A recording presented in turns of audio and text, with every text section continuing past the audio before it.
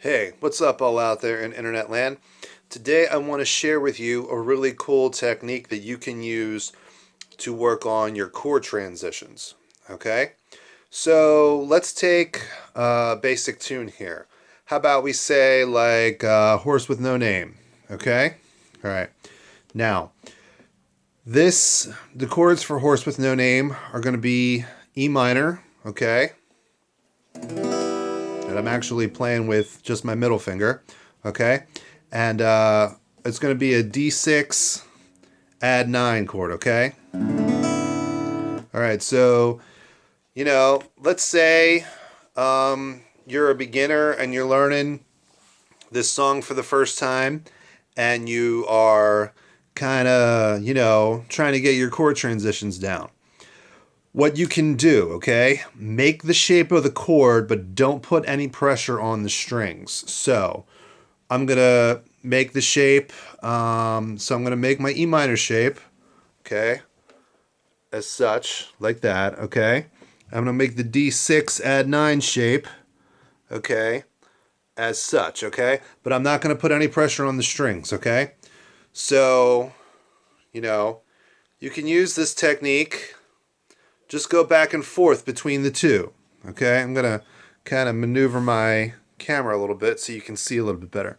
All right, you got the E minor, then the D6 add 9. Okay, so just do that for maybe 2 to 5 minutes before you try to play the song. Okay,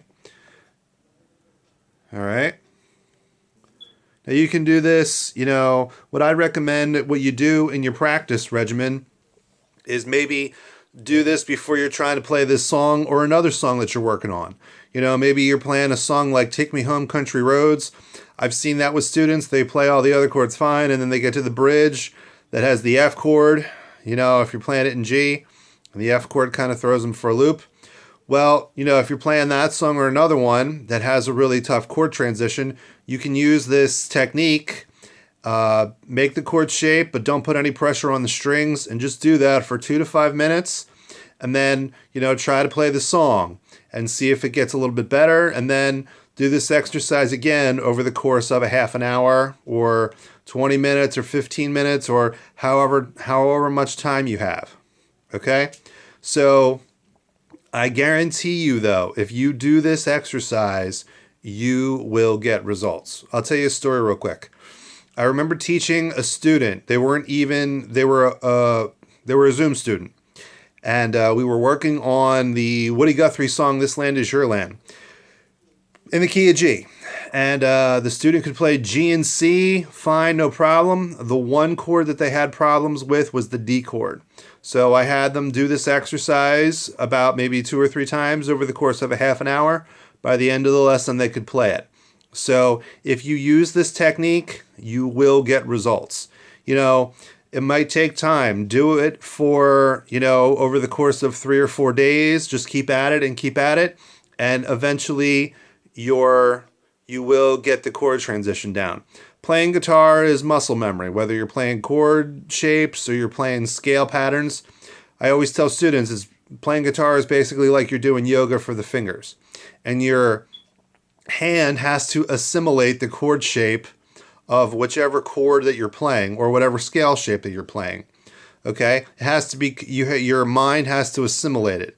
It's like, driving a car or learning to write your name. I remember when I was in school, they had those handwriting books, learning to write cursive. I don't even think they teach cursive anymore. But, you just go through all the letters of the alphabet, learning to, learn your letters in cursive, and your hands learning, the shape and how to write the letter out. So it's the same, technique. Or when you're driving a car, at first, you're all sweaty, and then eventually the more you drive a car, it's like you've been doing it your whole life. Or riding a bike, you're trying to ride a bike without training wheels, you might fall over, and then all of a sudden, boom, one day you get your balance, and it's like you've been riding a bike for your whole life.